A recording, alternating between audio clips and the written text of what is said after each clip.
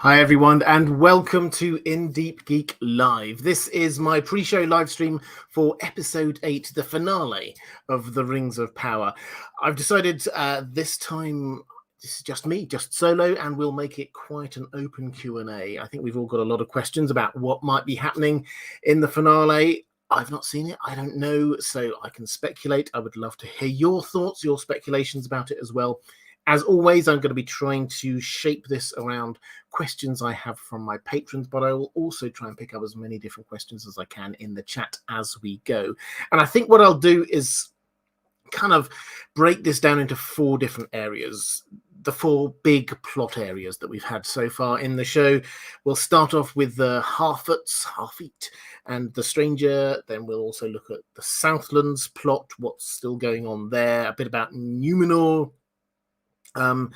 Then up to the Elves and Dwarves, and this is where obviously Galadriel and Hellbran are going and what is happening there. So that's how I'm going to kind of break it down.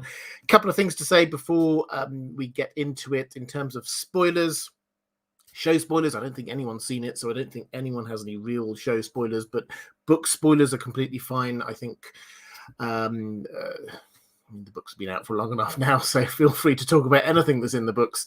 And the other thing to say is this is, as have all of my live streams during the show, this is a charity live stream.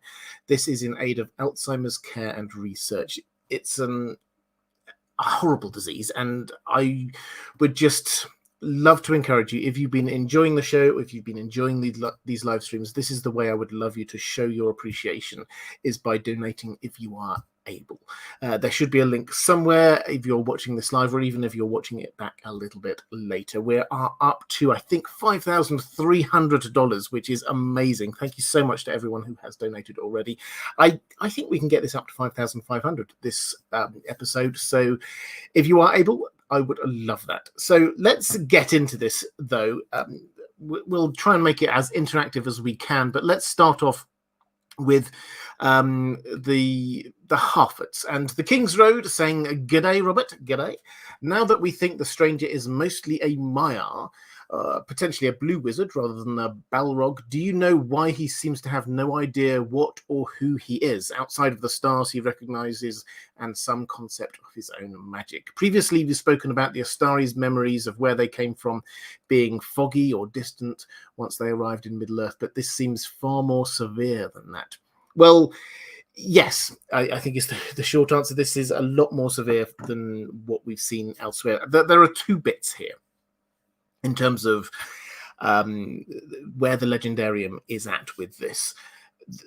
When Gandalf and the other Astari arrived in Middle-earth, we're told, Tolkien tells us, I think it's in one of the letters, that over time their memories of Valinor have faded.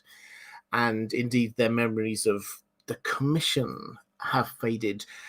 If they hold on to it, if they keep true to what they were supposed to be there for, then it doesn't fade quite as much, which is why Gandalf stays strong, but others, it kind of fades. So for Saruman, also for people like Sauron by implication, the memories of Valinor have faded.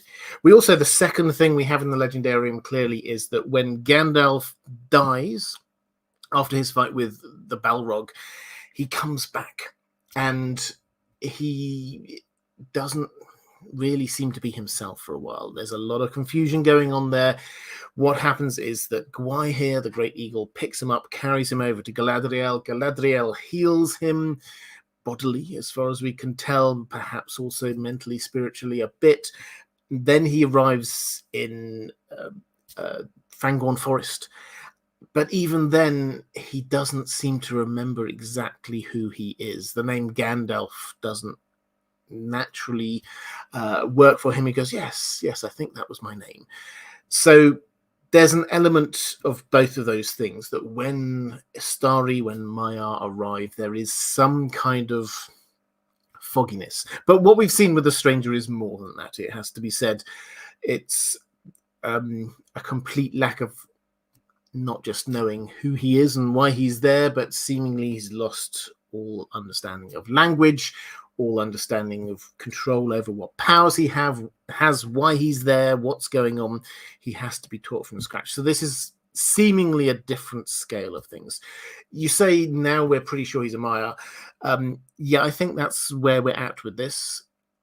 I did speculate after, I don't know, episode 3, 4, something like that he was a Balrog. The reasons for that were, firstly, a lot of fire imagery going on with him. Secondly, there was a lot of evil imagery going on with him. The pit of fire, where the crater where his meteorite landed, it's not hot. That was a callback straight away to what happened in episode 1, where Galadriel was there with the torches, and they're not hot because this place is evil. Felt like he must therefore be evil. And the idea that he's a Maya or Maya is, I think, basically just because he came by meteorite. He's clearly not a human or a dwarf or an elf. They don't travel by meteorite. He has to be a powerful being, but not like a Valar, not like a hugely powerful being, or he would not have forgotten who he was. Maya seems about the right power level. Why he was coming by comet, we don't know. Hopefully this will be explained for us, because as we saw when Galadriel was going to Valinor, she went by boat. When we get to the Third Age and Gandalf and co were coming from Valinor to Middle-earth, they arrived by boat. So there presumably has to be a reason why the stranger did not come by boat. Hopefully they will explain that. So, Maya, I think now not a Balrog, because the magic associated with the stranger, with Meteor Man, is no longer just fire. There is a lot of fire imagery, but also obviously ice power, nature power. I don't even know, was it air when he was like defeating those wolves, when he kind of like, whoa, like that? I don't know. I have some people suggesting maybe he's the Avatar from The Last Airbender, but I don't know. The magic isn't just fire. So he is a Maya. Now, who might he be? Now, we've all heard the rumors that were there right from the very first episode that this might be Gandalf. And I saw a couple of people in the chat saying, hey, this is Gandalf. He's even wearing grey. He's got an association here with the Harfoots, with the Hobbits. So maybe it's him. He shouldn't be here in the Second Age. As far as Tolkien is concerned, he arrived in the Third Age. We don't hear of him in the Second Age. I think if he were there in the Second Age, we would have been told about it, because Gandalf tends to have an impact on events. So I don't think, or I hope it's not Gandalf. There were the 2 blue wizards that arrived in the Second Age. Tolkien tells us that they were there in the Second Age, so maybe this is one of them. In which case, where's the other one? And there's, of course, the mystics who are following him. I will get onto them in a moment, because we've got a question about them. But that's where we are with this. Who is this character? We don't know, is the short answer. A user 536 saying stranger can't be the Avatar. He doesn't have tattoos. Fair. Michael Mertig saying, can the blue wizards be both good and evil? Yes. Well, the way that Tolkien wrote it was that in the Second Age they came and they did a lot of good in the East. They subverted a lot of Sauron's plans. In the Third Age, not so much. They kind of drifted and probably descended slowly towards evil. That's kind of what we're told. So the idea that they're the blue wizards does sort of work for me. It still doesn't explain for me why they came by, or why this guy came by meteor. So that, I think, is the biggest thing. We need explaining. My hope is that we get a clear answer on this, because otherwise this plot line is just about, and here's a magic-y person. But I think we need to know roughly who this is, almost exactly who this is and why they're there. Namiki Kara Constanti saying maybe it's Saruman and the Blue Wizard. Saruman, it's the same feeling for me with Gandalf, is that if he had been there, I suspect we would have heard about it. Tryan Kirk saying the stranger was introduced in episode 1 using Sauron's theme. Interesting. If you're interested in how the music plays into this, I would highly recommend you go and check out. I did an interview with Bear McCreary, who was the composer for this series. I loved it. I have to say, I think it's the best thing I've done in the entire series. That interview, he has so much passion and knowledge and understanding of the music, and there are a lot of hints he gave us there. So if you're interested in that, please do go and check that one out.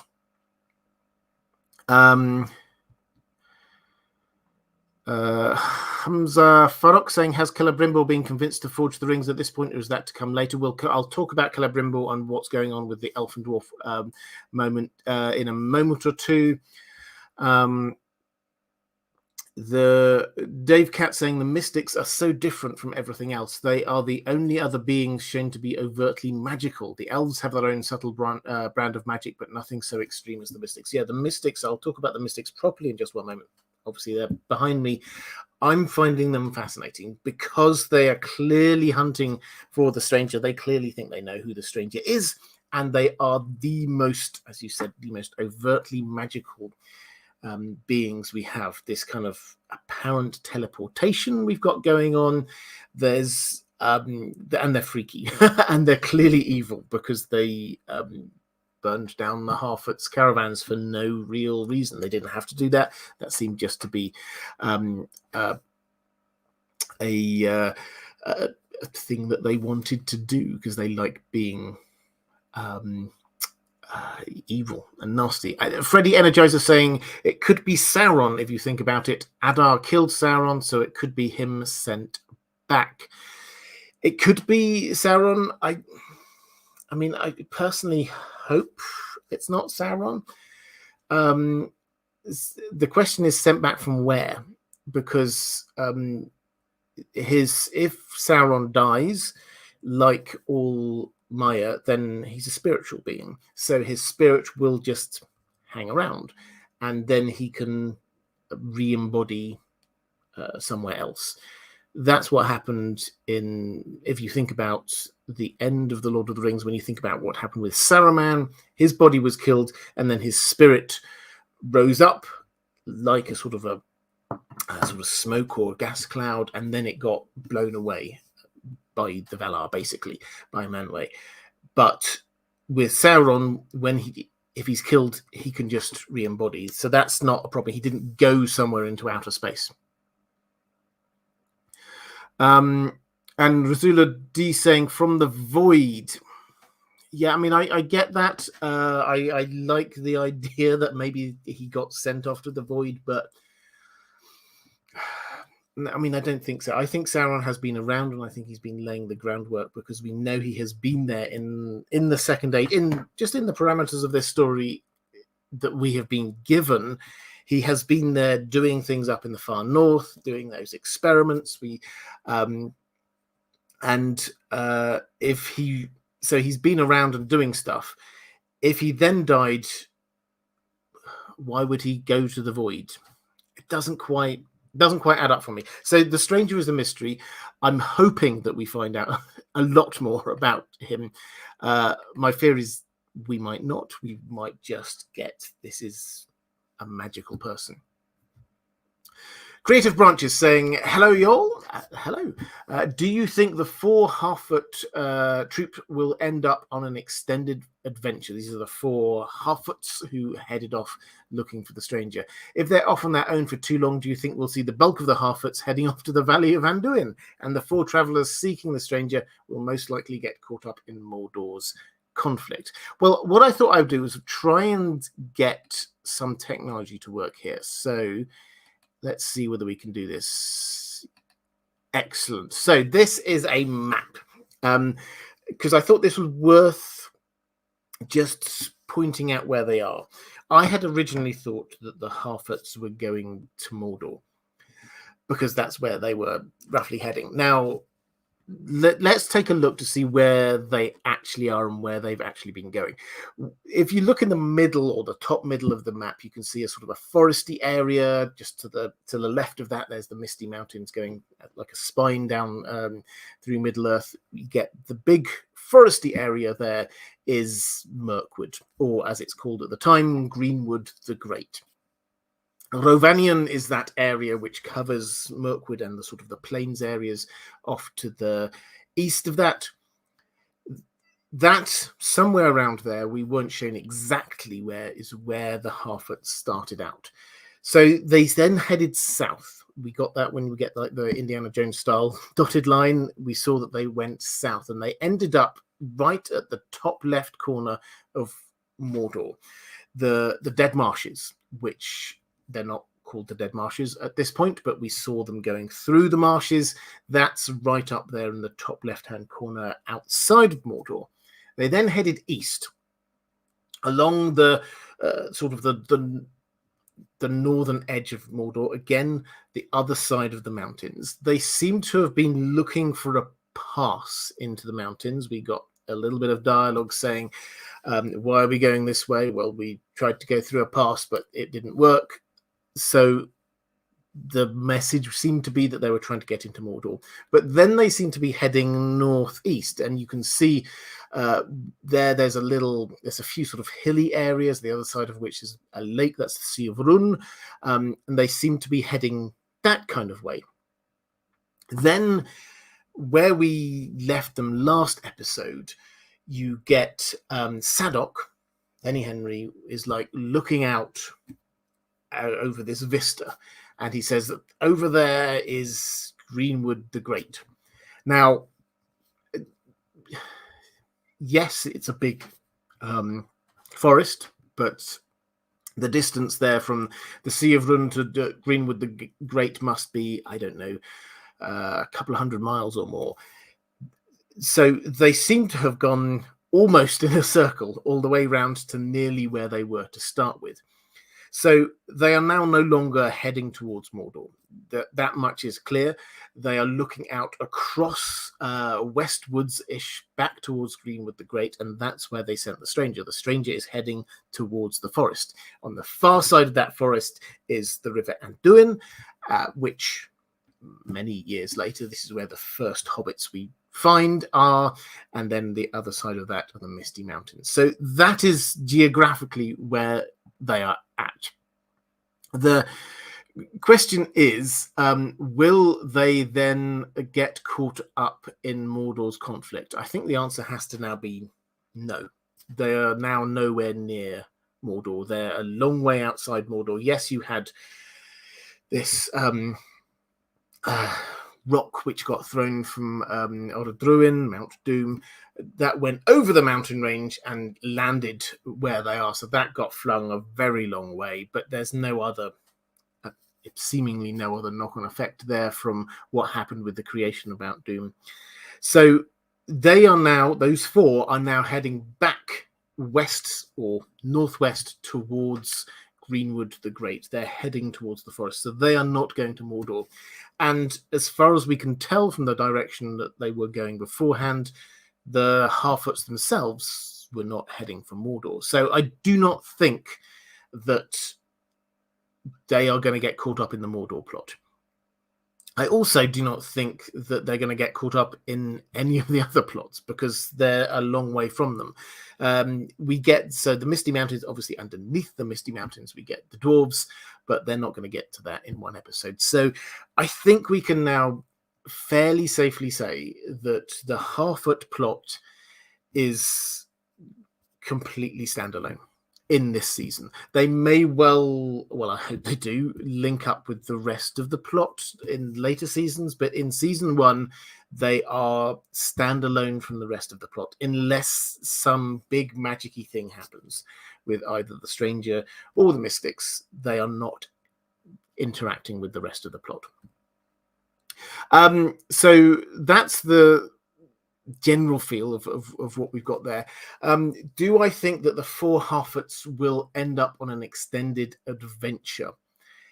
Possibly is the best answer I've got. One thing which you may or may not have spotted from the trailer, in fact, going back a little bit from the trailer, if you remember last episode, when Nori is there, she says they went that way and then they disappear, and she's looking around, where have they gone? And they come up behind her. If you remember, there's that moment when one of them reaches out and sort of does a hand, steals something from Nori's hair, an acorn or something like that. If you then go to the trailer for the final episode, you will see Nori, who looks normal, but then blinks her eyes, and her eyes suddenly look like the eyes of the evil Eminem character. They're kind of slit-like and cat-like. So, are they going to shape change into Nori? What does that mean? Are these actually Maiar themselves? That will be quite a twist. They're certainly magical. If they are, does that mean that what we're going to see is that they will approach the stranger? They will try and tease the stranger into coming, or tempt the stranger into coming with them. That seems to be where this plot is going. Will there be an extended adventure? I think there has to be some resolution of this in this episode. So the mystics will catch up with the stranger. The Harfoots will catch up with the stranger. He will reveal the extent of his magic in some way. Then, I don't know, curtain closed. I'm not entirely sure where we go with this. The only way I can see that plotline ending at the moment is just a revelation of the identity of the stranger in some way. Whether they're explicit about it or not, I do not know. Let's quickly check in the chat, see whether, I'm sure some people have had a few thoughts about this. Nicholas Stenhaug saying, I think the stranger is one of two. The one is that he's one of the blue wizards looking for the other, hence the stars. Yes, some people say that the star constellation looks like Gemini, which hints at twins. Or it can be the rebirth of Glorfindel, hence all the powerful magic. So Glorfindel, for those who are unaware, is a great character. First of all, he's a fantastic character. He's an elf. He was an elf who was around in the first age of Middle-earth. And he's a bit of a legend, a bit of an elf hero. When the hidden city of Gondolin was finally found by Morgoth's forces in the First Age, a few stragglers managed to make their way out through some mountain pass, and the person who was guarding them, protecting them from the forces of evil, trying to chase after them, was Glorfindel. Glorfindel then comes in a face-to-face battle, one-on-one, against a Balrog, and in a sort of an echo of what will happen with Gandalf and the Balrog much later, Glorfindel kills the Balrog, but dies in so doing. And this is then held up. This is so legendary among the elves. This is now a saying, a phrase that they have. It's like Glorfindel against the Balrog, they say. This is, you know, when great good is facing great evil. That's what they would say. It's just a little catchphrase. Glorfindel, as is the way with elves, he goes off to the halls of Mandos after he dies. And then he gets re-embodied early because of his good behavior and great heroism, and gets sent back to Middle-earth, and does arrive back in Middle-earth in the Second Age. So he should arrive back in Middle-earth in the Second Age. He is there all the way through to the Third Age. He does some pretty amazing things in the Third Age. Sadly, in the Peter Jackson films, his role is largely taken out, and some of his heroic stuff is substituted with Arwen. So when Arwen comes and finds Aragorn and the hobbits when they're trying to make their way over to Rivendell, and she helps take Frodo to Rivendell, that was actually Glorfindel in the books who did that. So that's who Glorfindel is. Could the stranger be Glorfindel? I don't think so, because again, why would he come by meteor. I can't see a reason for that. He can just come by boat. So there doesn't seem to be a particular reason for that. I mean, I want Glorfindel to appear because he's a great character, but I can't see I can't see how this could be him. Have a quick flick through. Ursula D saying, imagine if they bring Ecthelion, but Glorfindel gets cut again. Yeah, okay, that's if you've not read the books, you won't know. Ecthelion was also quite cool, but Glorfindel deserves his moment, I think. Westeril saying Glorfindel is just a regular dude, isn't he? Why is he so OP? Well, he was a powerful elf. He was a big and impressive elf. Then he goes back to Valinor, and it's very clear when you're in Valinor, then that kind of gives you extra power. It sort of levels you up a little bit, and that fades. The longer you're in Middle Earth, the more that fades. But Glorfindel had been there. He'd bathed in the light, not of the two trees, but in the light and beauty and perfection of Valinor. And then he was sent back. And he was sort of leveled up by the Valar. So that's what it was. And he comes across as quite an angelic kind of being. When Frodo sees him coming towards him, he sees him almost like an angel, this bright light coming towards him on a horse. That's what he's like. He is quite OP, and it's noticeable. It's the kind of thing that you miss when you're reading it, but it's noticeable in the Lord of the Rings that Glorfindel gets sent out from Rivendell, and he goes and he sort of chases away a couple of the Black Riders who were on a bridge, and then the Witch King, who was there with, I don't know, 2 or 3 others, hears about this and decides, I'm not going to go up against Glorfindel. And they ride like an entire day out of their way to go down over a ford and then straight back up again so that they did not have to encounter Glorfindel. That's how OP he is, that the Black Riders led by the Witch King actively go out of their way when they're on a hugely important mission not to face him. So yeah, Glorfindel is absolutely OP. Carl Cartsnack saying the map is still on the screen. See, this is why you should never trust me with technology. Here I am. I'm back. Thank you, Cole. That's helpful. Danny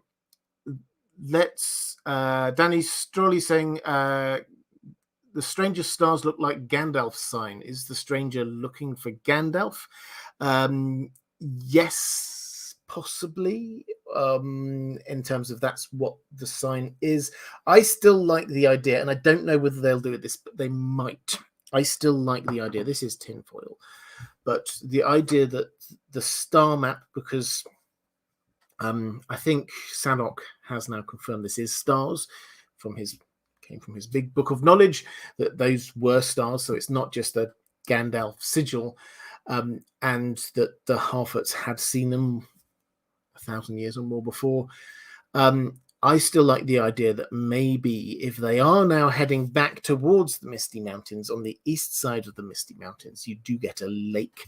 And in that lake, people look at the stars. And this is where the original Durin went when he founded Khazad-dûm. He looked in the lake and saw the reflection of the stars like a crown. And that's where he thought, this is where I'm going to set up my base. And I love the idea that perhaps that's why people don't know where these stars are, because they're not actually the stars up there. They're just a reflection of the stars. And the show has made quite a show of reflection of light being a thing. So it's tinfoil. I like it, but I don't think we've got any evidence to say, other than the fact that they're now heading in that direction, to say that that is what's going on. Michael Attali, thank you so much. That's a very kind comment. A few people asking my honest overall feelings of the show as a whole. I will.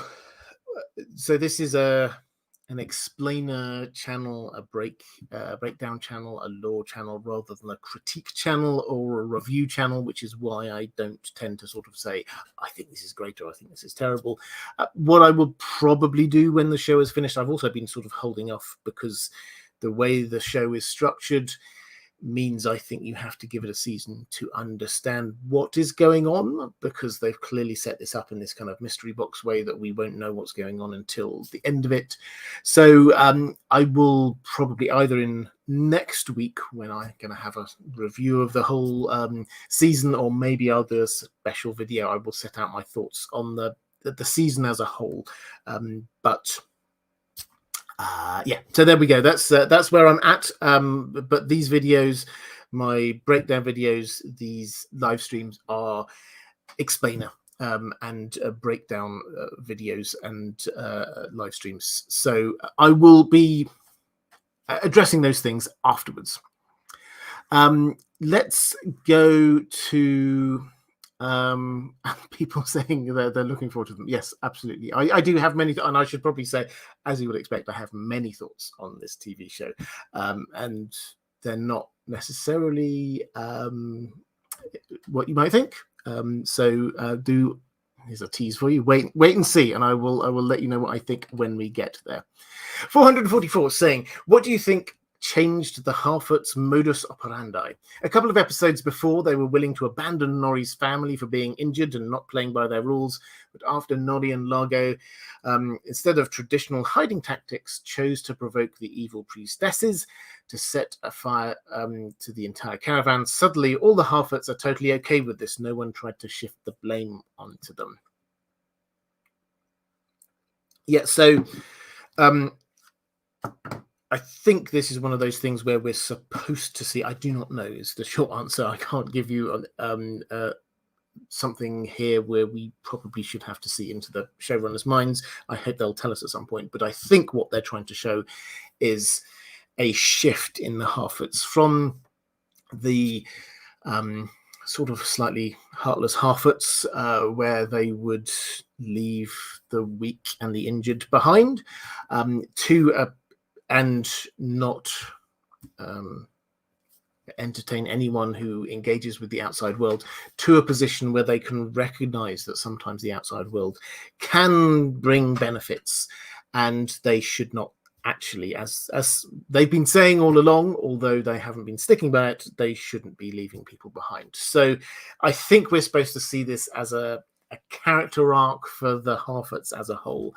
And so where we end up at the end of last episode is that even Sadok himself is joining this hunt for the stranger. They are now convinced of the fact that the stranger is on their side. He helped them against the wolves, and he helped when all of the trees were destroyed by the flying rock from Orodruin. He helped there. So they now are very much on teams. The stranger is our friend, and so they went and part of our group, and so they wish to, at the very least, warn him about what's coming for him. So that's my take on that. As I say, we will probably, hopefully we will get a little bit more on that. I do think that from what I've read, the writers probably didn't think that the Heartless Harfoots storyline would be taken in quite the way it was by people who were watching this. For me, I was very much wanting the Harfoots to be the heartbeat of this show. I wanted them to be the kind of the moral core, in the same way that the Hobbits often were the moral core of the later Tolkien stories, well, the Lord of the Rings and so on. And then it turned out they weren't. And I think that I will say for me that came as quite a shock when I saw that. I was hoping that they would be this caring community that we could look up to. Thomas saying, do we know the runtime of the last episode? No, we do not. I've heard a rumor that it's 2 hours. I don't know whether that's true. I've absolutely no idea. I think there's a lot they need to get through in that time. they've been averaging over an hour, so it wouldn't surprise me if it's a longer than the hour.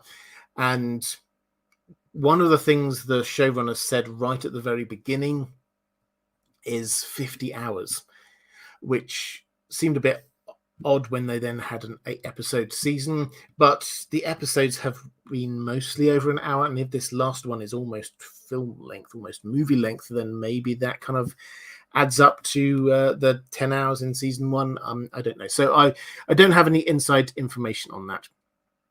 Atikun 1985 saying, how many episodes are there? 8 episodes in season 1. I don't know. For later seasons, they haven't told us that.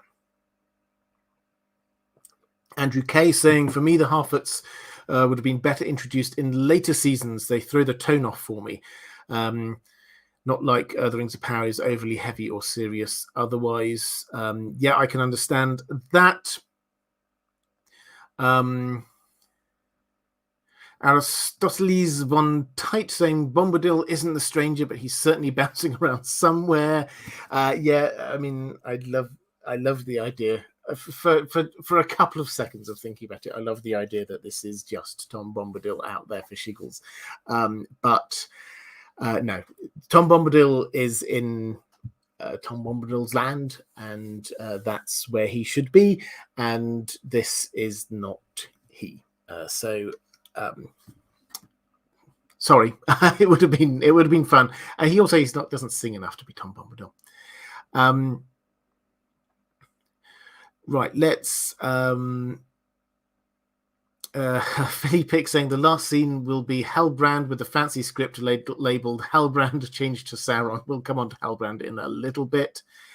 Homebody saying, I bet I'm one of the oldest ones here, been reading Tolkien since the 1970s, and yet the show doesn't bother me. People need to relax. Yeah, I entirely understand where you're coming from on that. I think my approach to, I think I've said this before, and I'm not going to veer any further down this kind of critique avenue. As I say, I will cover that after the season has finished. My general take on this is that every adaptation from page to screen does have to have some changes, so I'm a little bit more relaxed than perhaps some are, but obviously some of the changes have been greater than just what is required in order to adapt to the screen.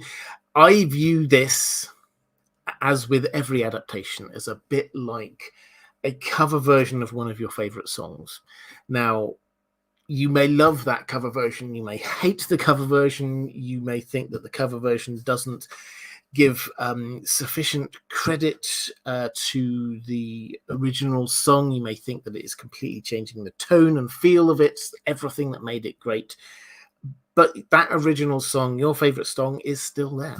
And that's my general view on this, is that if people don't like The Rings of Power, okay, the original is there, the book is still there, you can read the book again, that's not a problem at all. Worst case scenario, some people will come to this show and they will go, this Tolkien stuff is not bad, and then they pick up the book and realize quite how bigger this world is, how amazing this world is. So that's my general take on these things. I try to remain positive about them, and I'm probably a little bit more relaxed about this than many other people.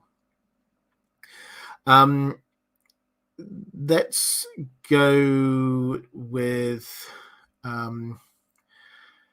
Mara Lee saying, I find the stranger very intriguing. Obviously, he's very powerful, and the Mystic Three who are following him want him for some reason. Do you think it is because they think that he is Sauron? The stranger feels more like a proto-Radagast than Sauron. He appears like he is a Maya. Do you think we'll get a revelation as to who the stranger is and why he's appeared here? Well, as I said, I think we will get some rounding off of this storyline at least. But the intriguing thing about the Mystics, those three very obviously evil people, what do they think? I think, yes, they probably think he's Sauron. That's where I will go with this. That seems to be, it's always a danger taking trailers and trying to overinterpret them, but that seems to be where the trailer is suggesting. But they seem to be hunting for this person, and I think that they think he is Sauron. Now, what that means is that they will presumably confront him. They will say, they probably won't say it like this, but hey, you don't know who you are, but you are our Lord and Savior Sauron. All of this is yours to command, and reveal yourself. At which point he will go, no, I've learned from Nori, I'm actually a good person, that's not me. And he gets a high understanding of where this is going to go. It might not work like that. I'm sure that there will be more twists and turns. And I quite want the Mystics to have a bigger role than just a couple of minutes in a couple of episodes and then turn up and be told that, oh, you're wrong. But that seems to be where this is going at the moment. Dino Dom saying, where do you start with the books? Great question. I love it when people ask me this, because it gives me a great chance to talk about the books, which is The Hobbit is the easiest and best place to start. That is written as a children's book, but I love reading it even though I'm no longer a child. Then we get The Lord of the Rings. After that, I think you can go to a number of different places. The Lord of the Rings, the appendices to the Lord of the Rings, gives you a lot of the backdrop to the history of Middle-earth, the peoples, things like that. So definitely have a read of them. Then a lot of people go to the Silmarillion. The Silmarillion is excellent, but it's a lot harder work. It's written in a very different style. It feels more kind of Old Testament-y to read at first go through, and there are lots of different characters with very similar sounding names, with lots of different names, and the geography changes, as well as having the characters change quite regularly. The geography changes quite a lot, so you're never quite sure who's going on where. That is quite a tough read. I like to recommend people go to the Book of Unfinished Tales and just dip into it. This is a collection of stories, essays, unfinished stuff that Tolkien did, that his son Christopher pulled together, and you can just dip into it about something you find interesting. So there's an essay on the Palantiri, the sort of the globes that you sort of put your hand on and you can see far distances from, you can communicate, you can see the future perhaps through. How do they work? Maybe you want to have Gandalf explaining the background to what was going on in The Hobbit. You've got a chapter about that. Maybe you want to learn about what's the nature and geography of Numenor. There's a chapter on that. So I would recommend just getting Unfinished Tales and just dipping into whatever takes your fancy. And when you get the other stories, Children of Húrin is I think it's the best of the three big stories that we've got in from the First Age, but it's also the most easily accessible because it's the most written, if that makes sense. The other ones, you get lots of different versions of them. This time with the Children of Húrin, we have an almost final version.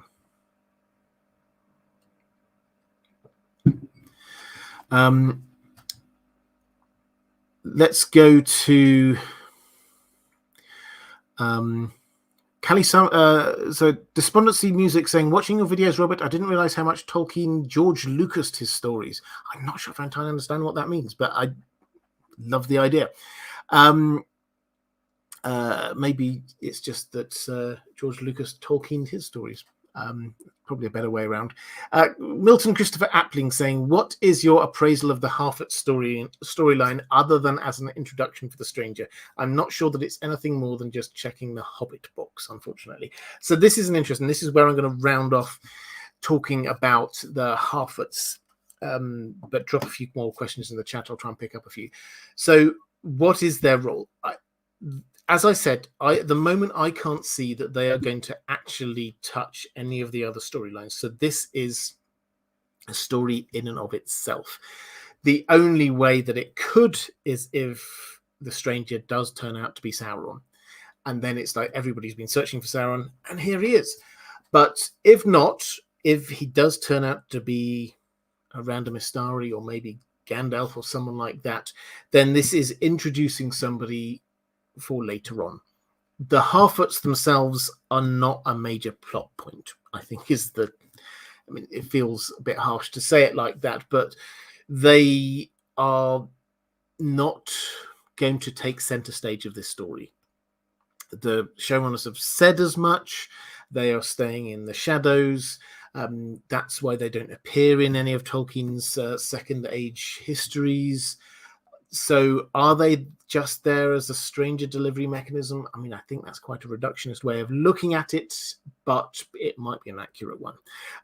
So I suspect in later seasons we will see them, or at least some of them, perhaps Nori, maybe Nori and Poppy break off, maybe the four we've seen break off from the main party of the Harfoots, and maybe they will interact with other bits of the story. Maybe we'll see things through their eyes. So it's introducing us to them as well as the stranger. But as it stands, they're not directly interacting with the rest of the plot.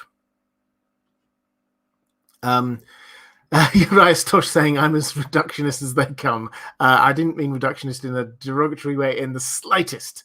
B-Man saying Harfoots have to evolve into Gollum. Well, eventually, this is thousands of years later, or at least 1,000 years later, when you've contracted the Second Age timeline, certainly. So I think we will see the Harfoots end up in the Anduin Valley and setting up home there. I know a lot of people have said, oh, maybe they will end up in the Shire.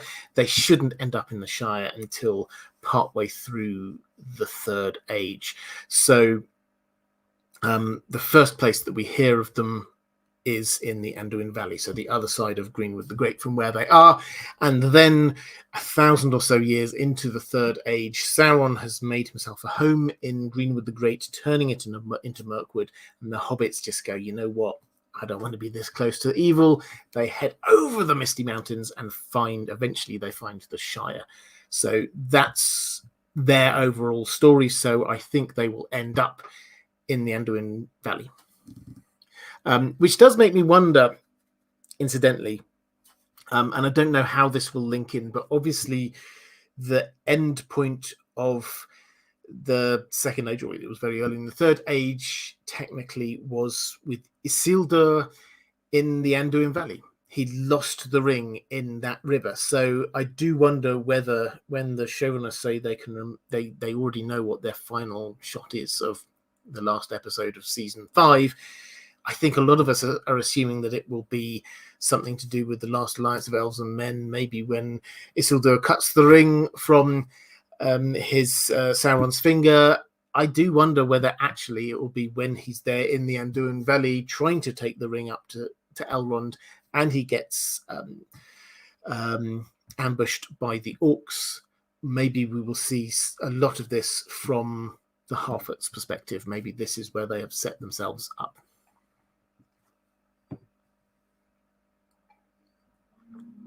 Okay, I think let's go to the Southlands as the second. We've reached 5,500. I've just noticed. Thank you so much. If you've been donating, the chat is going through very quickly, so I can't thank everyone as they're going through, I'm afraid. But if you have been donating today, thank you so much. Let's try and push it up a little bit more as well. What I'm saying is that if you wish to show your appreciation, this is the way I would love you to do that. Alzheimer's is an horrific disease, and it hurts the people who care for the person afflicted as much as the person afflicted themselves. So the way we defeat this is through research, and in the meantime, caring for people. So if you do have the money spare, I would highly encourage you, if you are at all able, to donate. Thank you so much. Yeah, we've reached 5,500. Thank you so much. I very much appreciate that. Thinking about the Southlands. So I think what I'll say to start with here is that, or Mordor as we probably should call it now, I think the majority of this plot has now been rounded off in the last episode. So when we had that shot of Adar there saying, we won't call it the Southlands, we must call it, and then obviously the reveal of the name changed from Southlands to Mordor. I think that, broadly speaking, is the end of that plot. We might get a little bit more from Adar. Maybe we'll get a little bit more of a revelation about what went on with him and I nearly said Sauron with him and Hellbrand. But generally speaking, I think that storyline there is, we're now waiting for next season. We've created a homeland for the Orcs. The things which we need to happen, canonically needs to happen now, are it needs to be turned into Mordor. So we need to be starting to build Barad-dûr. We need to be starting to fortify it.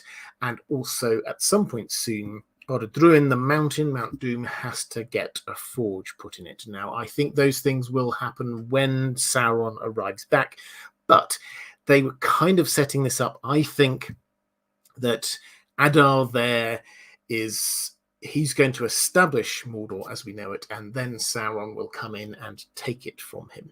But most of the main protagonists in that storyline have now gone elsewhere. We've got Galadriel and Hellbrand heading off to Eregion. Most of the rest are heading down to Pelargir.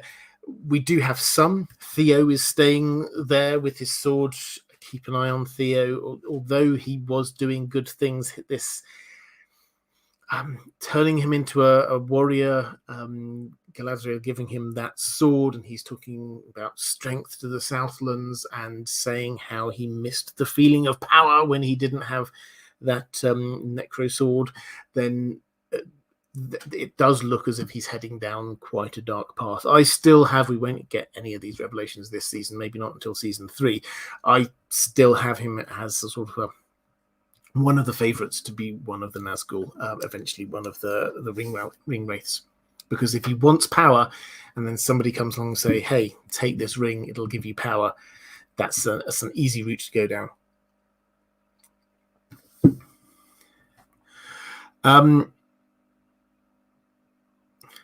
Sword of the Morning saying, is Bronwyn pertinent in any canon writing? Bronwyn is one of the characters created for this show, so no, is the short answer. Southlands, 444 saying, as the showrunners chose a natural cause to start the volcanic eruption, why do you think that pyroclastic cloud did not cause similar damage like in Pompeii? Is there a magical reason for it? Is Mount Doom so evil itself that her ashes, fire and smoke did not generate heat, similar to Sauron's fortress in the Frozen Lands? Or maybe Hellbrand is Sauron and one of the Maiar used special powers to protect some parts of the people in the village. This is even more suspicious as Hellbrand is the only seriously injured person. All the others are as just dead or totally intact. So yeah, this was something that got a lot of attention after last episode, that the cloud of ashes should have been very hot.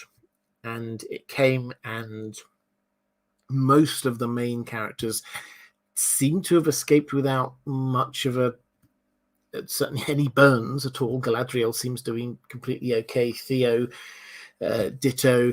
Bronwyn, yes, she got hurt in the battle beforehand, but she didn't seem to be too damaged by it. So I think there are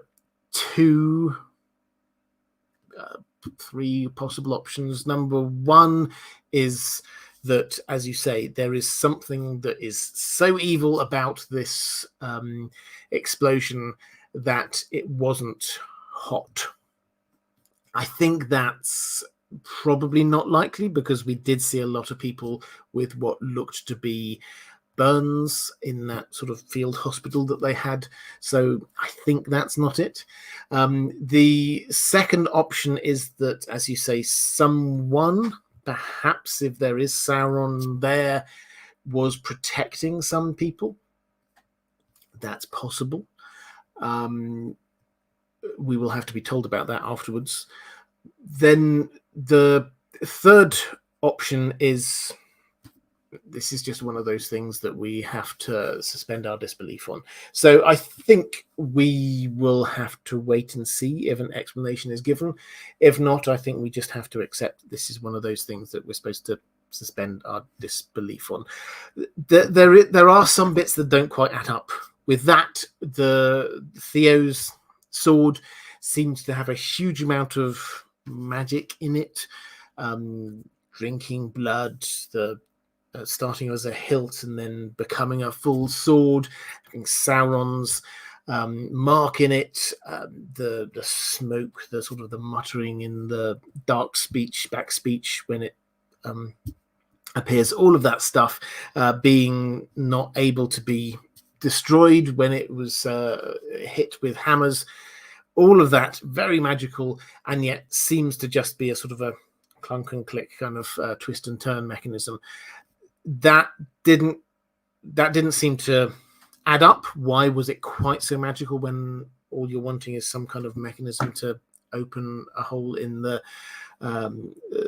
barrier, the dam? So I don't know. Maybe this is just something we have to suspend our disbelief on. We'll have to wait and see. I think let's have a quick flick through the chat. Carl Karsnock, I won't read your comment out, but thank you very much for giving us an interpretation of the Welsh name Bronwyn. So Andrew Kay saying we certainly could see a form change or slight variation there with Hellbrand if he is Sauron. Absolutely. Joanne Oliver saying Isildur isn't dead. No, this is very true. Isildur can't be dead because we know that he appears at the end of this story in a very important role. So what will happen, I think this will probably turn into a season 2 thing. Isildur is there in Mordor and we're going to see him doing heroic things in Mordor. I think that's probably where that's going to go. A few people asking about Hellbrand's injury. It didn't look like he'd been injured by the actual eruption. He had it looked like a stab wound that had sort of gone bad. So the suggestion is that he did that in order for Galadriel to take him off up to Eregion, because as he is now king of the Southlands, then without that, then everyone would have expected him to stay there. And if he desperately wanted to go up to Eregion, this is more fuel for the Sauron fire. If he wanted to go up to Eregion, then he needed to have a reason for it. Nobody saw the injury; they just stumbled across him on the roadside. So that looks like the most likely solution.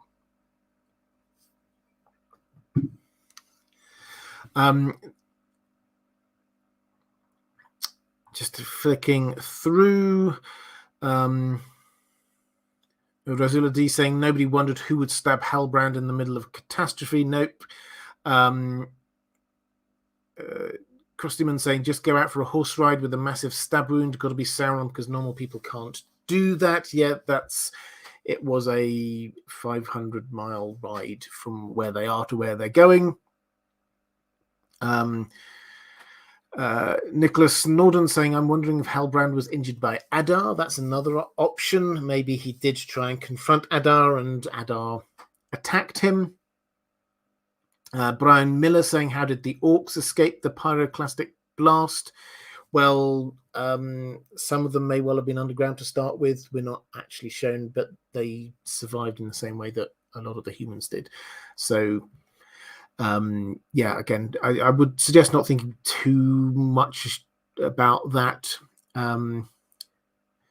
Nicholas Norden saying Adar did escape. Perhaps there was a conflict between him and Hellbrand, causing Hellbrand's wound. Yep, it's entirely possible.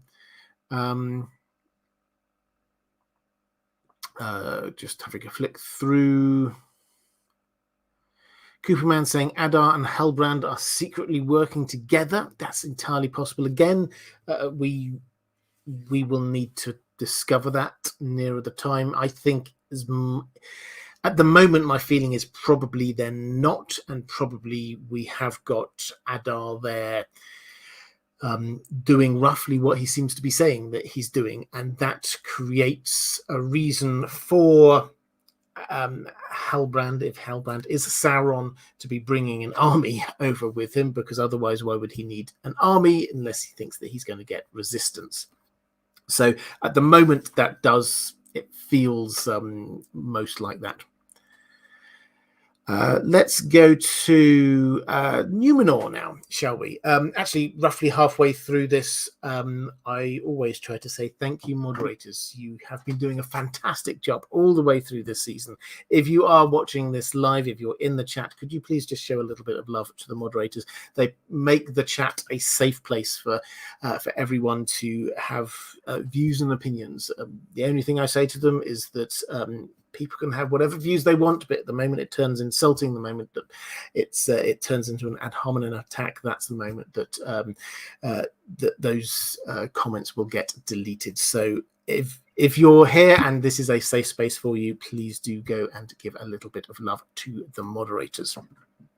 Secondly, patrons, I can't do what I do without your support. Thank you so much. This is why I try and shape these live streams around questions from my patrons as a thank you to you. So if you are wanting to support this channel, the best way to do that is through Patreon. There's a link down in the description. Matt from Nerd of the Rings is in the chat. Hi there, Matt, saying the moderators are the true heroes of YouTube. I would absolutely agree with that 100%. So go with what Matt says and show a little bit of love to the moderators. And if you do not know Nerd of the Rings, how can you not know Nerd of the Rings? Please do go and check out one of the finest Tolkien channels on the internet. So please do go and check that out. He's covering Rings of Power in full, and I'm sure once Rings of Power has finished, we'll also go back. I think he has been doing lore videos all the way through as well, but we'll be going back to do some excellent lore videos too. Let's talk about Numenor. Diego Godoy saying, "Hola, Robert. Do you think Queen Miriel becoming blind will play a role in the future of the story? At least I don't remember that being in the Calabeth in the Silmarillion. So maybe they're preparing her to be tricked more easily by Sauron or something." Well, you're right. This isn't something that Tolkien wrote about. To be fair, there's not much on Miriel. He didn't go into huge amounts of detail. We get a little bit of the story of Miriel, but not huge amounts. A lot of Numenor he left, I wouldn't say blank canvas, but he didn't flesh out, other than a couple of stories that we have, he didn't flesh out all of the many of the characters that we've got there. How will her being blind, assuming she stays blind, and there's no kind of magical healing going on, how will that play into this plot? Well, I do wonder. Well, first of all, just to point out, her father, when said, he said, "Don't go to Middle-earth because the only thing waiting for you there is darkness." And that actually has suddenly got a whole lot more of a sinister turn than we first thought. I thought, that's because he's saying that because Mount Doom's going to erupt and it's going to turn this into a homeland for the orcs and it's all going to be dark, which obviously did happen. But actually, he's just slightly more on the nose. It's just like, and you're going to go blind. What's waiting you there is darkness. So that was just in case you missed that link. But how might this go? Well, I think thematically, she is going to perhaps take over the role of her father, of being the person who sees things even though he can't see. So he's on his deathbed, basically. So maybe he will have even died when she gets back. But she will suddenly be able to see things. Maybe we'll find out that she can still see visions through the Palantir. That would be a really interesting. We've not. Tolkien did write about the Palantiri, but he didn't say what happens if you're blind. Presumably, you can still see things as images there if you're looking into the future of something. When he was writing about them, he did seem to, it was like, actually, you're looking through it. So does that rely on your actual sight? I'm not sure. But the way that they seem to have presented the Palantir on the show is you put your hand on it and then you're in this vision. So perhaps she will be able to see things, but only through the Palantir. This will almost certainly make it easier, though, for the coup to happen, and the coup is definitely going to be happening at some point. Well, she's been gone, and they have been gone for some weeks. Let's not forget, it's not just a short trip across the sea to get from Numenor to Middle Earth. This is a few weeks there, so it'll be a good couple of months or maybe even more while they are gone. And when they've returned, what's Pharazôn going to have been up to? Basically, all or most of those who were supportive of Miriel and supportive of helping out the elves went off to Middle Earth. So he's now got a whole load of people who are on his side naturally and instinctively. So if he's wanting to be staging a coup, he can get things ready while she's away. So I don't think necessarily she'll arrive back and suddenly, hey, he's in control of everything. But I think the political situation will have changed, and she will be, it would appear, a lot more openly pro the faithful when she gets back. She was being a lot more, to start with, she was being a lot more political with a small p about this and not wishing to state her allegiance to things. But now she's very much, we will return, we will come back here. And that is taking a very clear stance that Pharazôn can stand against.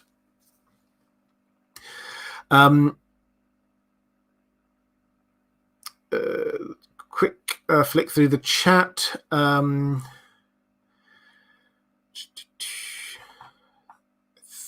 Actually, I can't see much. David Rayner saying the half-eats clearly end up in Ireland. And the Orcs will end up in the East End of London. Callie Summers saying, is it really so problematic for the Queen if she becomes blind? It's very symbolic, but if anyone has access to people who can serve as assistive tech, it's the acting monarch of Numenor. This is very true. The issue is whether she will allow people to do that for her. And if she's there in the debating chamber or whatever they're calling it, the center of the political life, if she cannot see who is siding with who, then that will have an impact.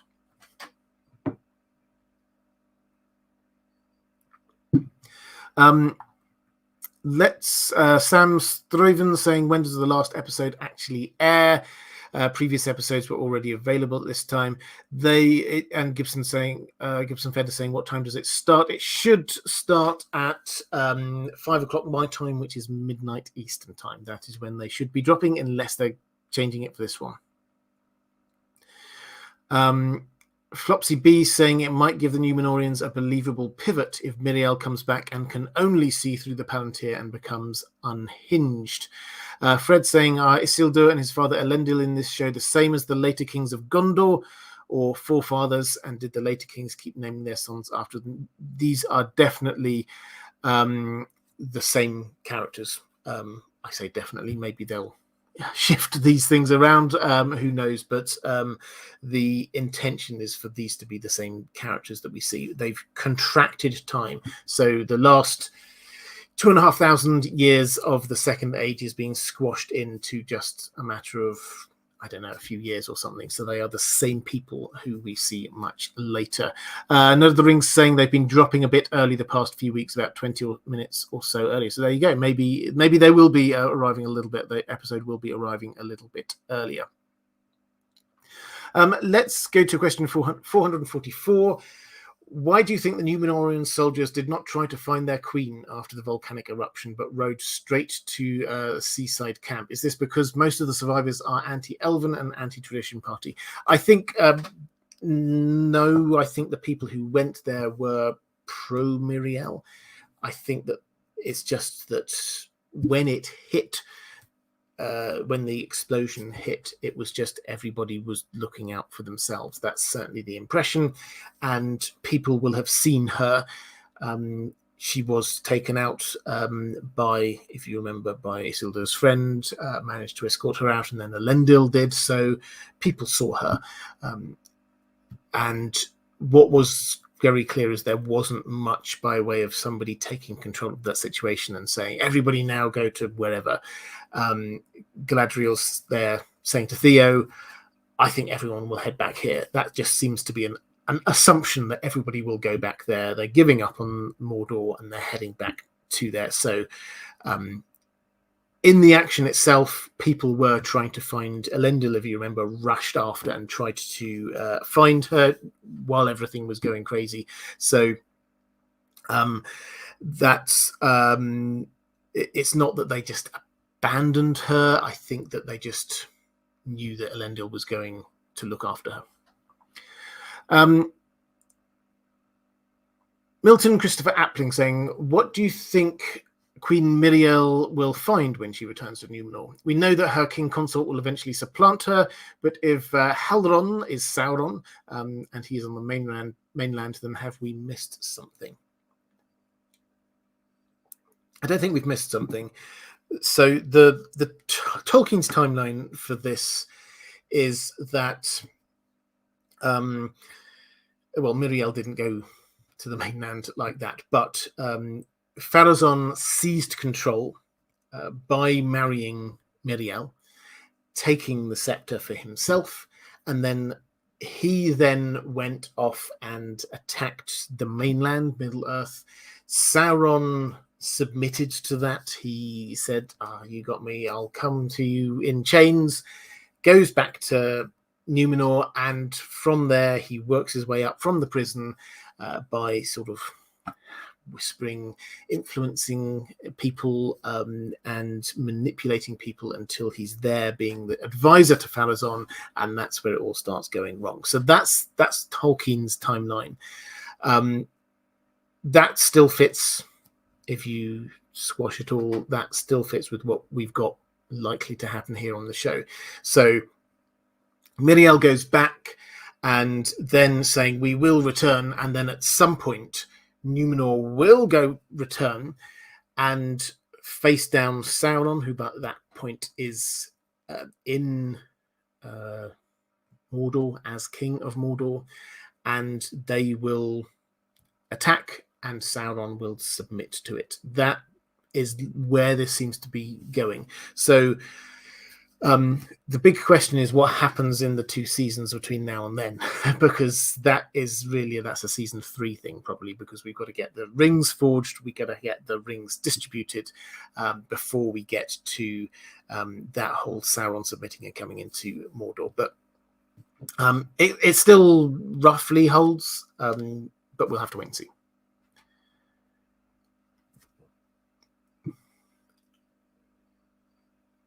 Nicholas Norden saying, do you think we will see the conflict between Celebrimbor and Galadriel in Eregion, in which Celebrimbor seizes power and forces Galadriel to leave?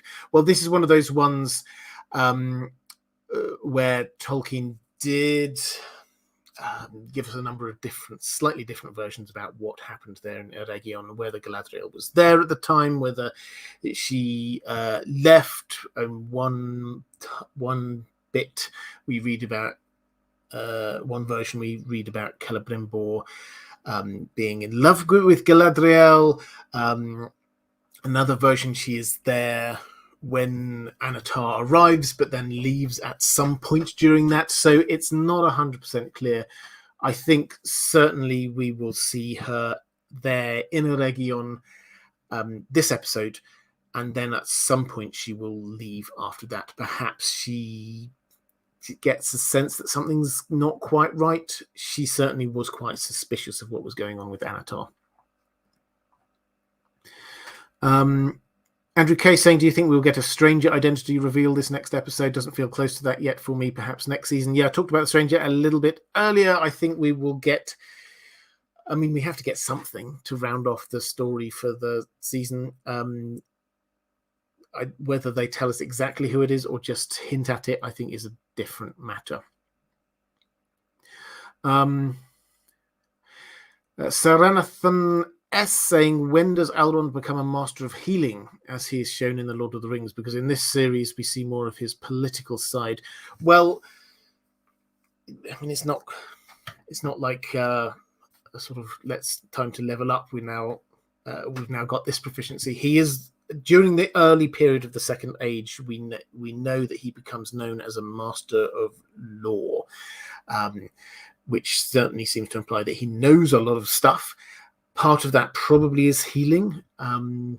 By the time we get to the end of the Third Age, then Aragorn thinks that he's the greatest healer in the land, and he's probably right. So somewhere between the beginning of the Second Age and the end of the Third Age is when he is gaining this knowledge. My best guess is that he has got some knowledge at this point. He is a healer, but he's not as great a healer as he will be later on. Dennis Nielsen saying in the book she desires her own country, so it's rather different. Yeah, so the motivations for Galadriel have been changed in the show. The main motivation, as you say there, the main motivation that she had in staying in Middle-earth in the books was a desire to be in charge of her own land. And that is what kept her in Middle-earth, and that is what was driving her for most of this period, until eventually, of course, she does rule with Celeborn. She rules Lothlorien. So that has been shifted as a prime motivator to, I have to find and get Sauron. That's one of those things that they obviously have changed in order to tell the story that they want to tell. I hope that they give us a bit more about her desire for power in later seasons, because that is a really important part of her character. Because if you think about where we end up in the Lord of the Rings, when she has that great scene, you can picture Kate Blanchett now, and she gives the fantastic speech. Frodo offers her the ring, and she's there, and she's tempted, and she goes all dark Galadriel.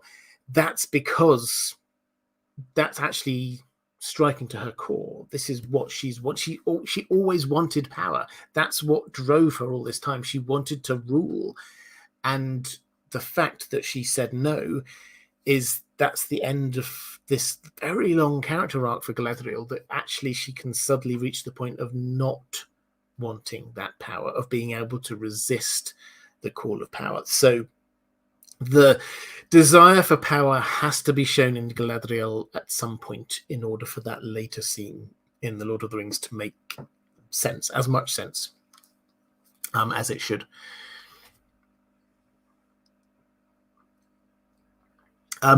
Jordan saying, isn't the symbol on the shield that the witch-looking people have the same as the constellation the stranger is looking for? You can see it when they're looking down at the crater. Yeah, absolutely. They are looking for him. I don't think there's much doubt about that. Rizul D saying it proves that Galadriel and Feanor were cut from the same cloth, which is why they never fit. Yeah, good point. Callie Summers saying, I like my theory that Hellbrand isn't Sauron yet, but Hellbrand will die and Sauron takes his form. No one understands why Galadriel changes her mind, but it's because she knew the real man.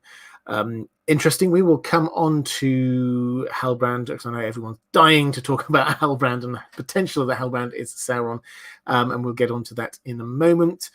Philip LC saying, hopefully Celeborn shows up so Elrond and Celebrian can be a thing. I did a video about where Celeborn is, if you're interested. That came out yesterday, but I always spoil my videos. So the short version of that is that she does not say he's dead. That's the clear implication. The showrunners did a Q&A after that episode aired, where they basically say, yeah, he will be around in later seasons because he has to be there, because they've got to have a kid, they've got to rule land together, so he will be there. I think the most likely scenario is the fact that he did die and he has gone back to the halls of Mandos and he is going to return to Middle-earth. Now, I think the sad bit about that is the fact that I think that probably means we're not going to see Glorfindel, because would they really have two characters coming back from Valinor, two elves coming back? Probably not, because that then diminishes it and makes it seem like a thing which could happen all the time, which hopefully they don't want it to appear like a thing which can happen all the time. So yeah, I think we will see him maybe next season, maybe the season after. Interestingly, the only person they have definitely confirmed for next season is Círdan. Now, he is the elf, one of the oldest, the wisest elves, only elf with a beard. And he is the person who builds all the ships that take people off to Valinor. And he is going to be in next season. Now, probably this is because he will be one of the people who gets one of those 3 elven rings. So if the rings are forged and then they get smuggled out, he will get given one. But possibly because some people, maybe even Celeborn, are going to arrive. In the Third Age, we hear explicitly that when Gandalf arrived by boat, then Círdan met him and greeted him and talked to him. He gave him the ring. So that's what he's there for. So maybe they will try and echo that in when somebody arrives from Valinor, then Círdan is there to greet them.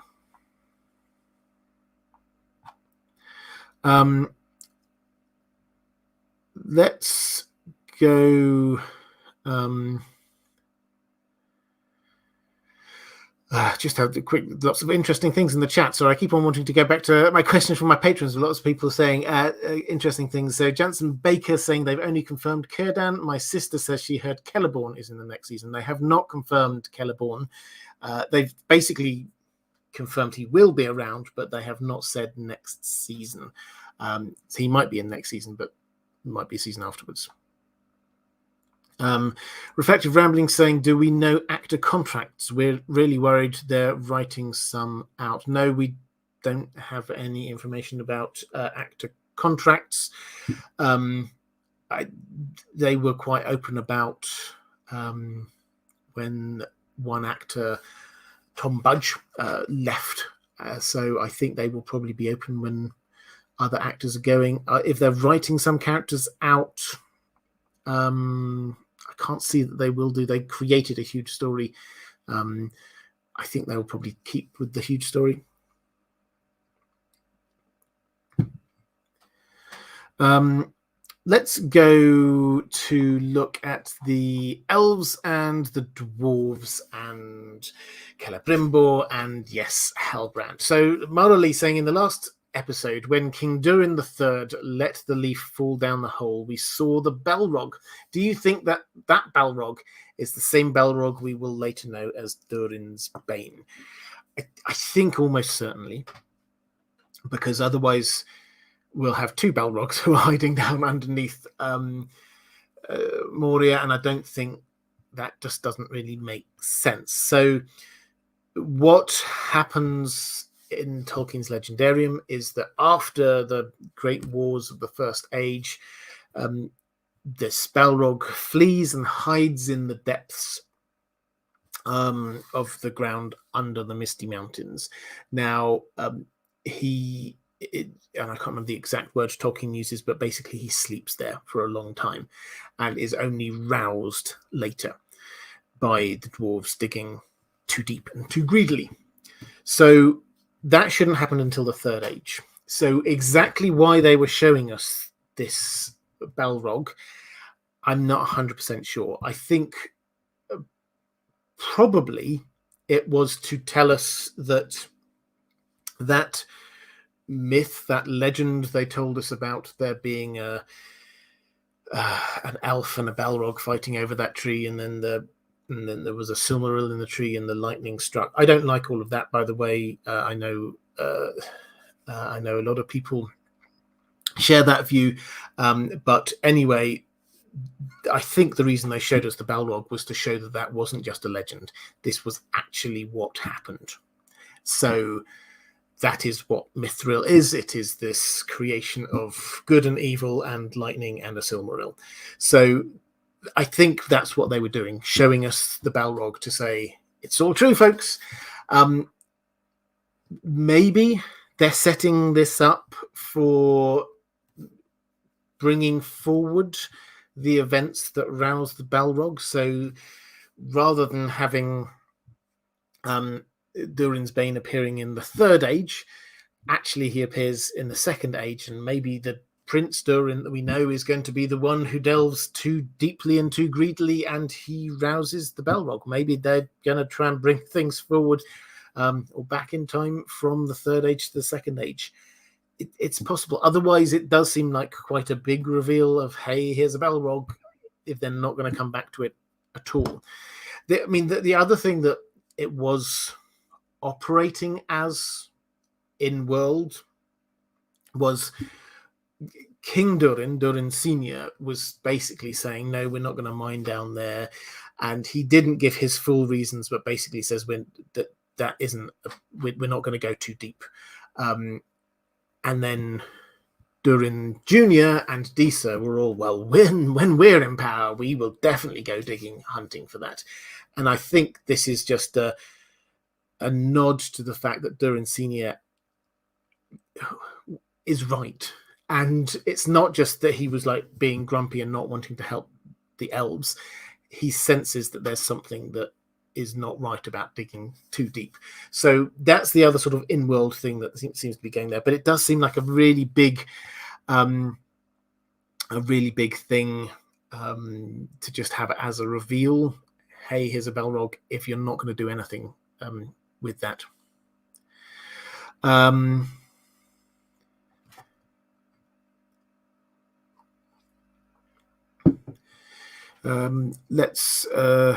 People talk about the leaf being thrown down. I don't think the implication was that the leaf itself woke the Balrog. I think the implication was that the Balrog was already awake, but we were using the leaf as a way to follow the eye all the way down to the bottom of the seam of Mithril to where the Balrog was. Mammy Knoll saying, I think the elf in the fake myth is going to be Celeborn. Yeah, that's the other thing I said in my Celeborn video. And I know actually we had Matt Know the Rings. I don't know whether he's still in the chat, but we were chatting after we sometimes do this after the episode, just messaging each other just to share a few thoughts, and we both came up, it would appear independently, we both came up with this, hey, I wonder whether that elf is Celeborn. So that's not just me coming up with that idea, that was both of us who came up with that at the same time. I don't know whether I think he included that in his breakdown video, but yeah, it kind of makes sense, because yeah, it all just kind of ties in. If they are going to replace Glorfindel with Celeborn, you might as well have the Glorfindel role of fighting a Balrog taken by Celeborn as well. So, yeah, maybe. Let's go flicking through. Jordan saying Durin's Bane is going to be super mad if somebody woke him up a whole age too early. Yeah, absolutely. Patty saying maybe the Entwives teach the Harfoots agriculture and how to build hobbit holes. That's possible. So the Entwives, this is interesting. We talk about the Entwives a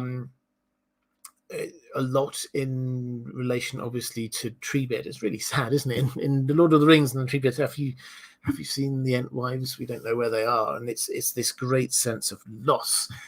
And Tolkien did basically say in one of his letters that he thinks what happened to them was that they were, in the Second Age, they were all destroyed. Sauron, during one of these wars, he just does this sort of scorched earth policy as he's retreating back towards Mordor, and Tolkien basically says, yeah, that's probably when they all died. But what we know about them is that whereas the Ents are very much in favor of things growing as nature intended, wild, free, the Entwives were a lot more about nurturing and gardening, and they taught some of the humans where they were how to do gardening. And what we're told, and this is why a lot of people were thinking perhaps that's where the Harfoots were heading, the Grove. Was it the Grove? I can't remember what they called it, but that certainly they seemed to imply a garden that was there, not just like here's somewhere where there's lots of apple trees. It's an orchard. Here's where lots of these different things are grown.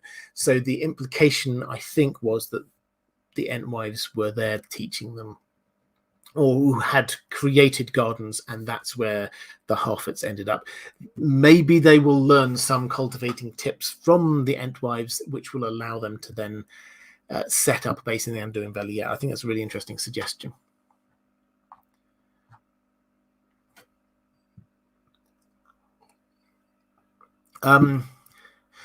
Patty's saying maybe Celeborn deliberately sealed himself in with the Balrog to protect anyone, and then the dwarves went and let him out, and that's why he doesn't like dwarves 3,000 or 4,000 years later. Yeah, so the dwarf thing is fascinating, because Tolkien doesn't get into this at all. He doesn't try and give us an explanation. He just says, in the Second Age, Galadriel at some point goes across the Misty Mountains and sort of hangs out on the far side of the Misty Mountains for a while with her daughter, and we get told that Celeborn didn't go with her because of his antipathy towards dwarves.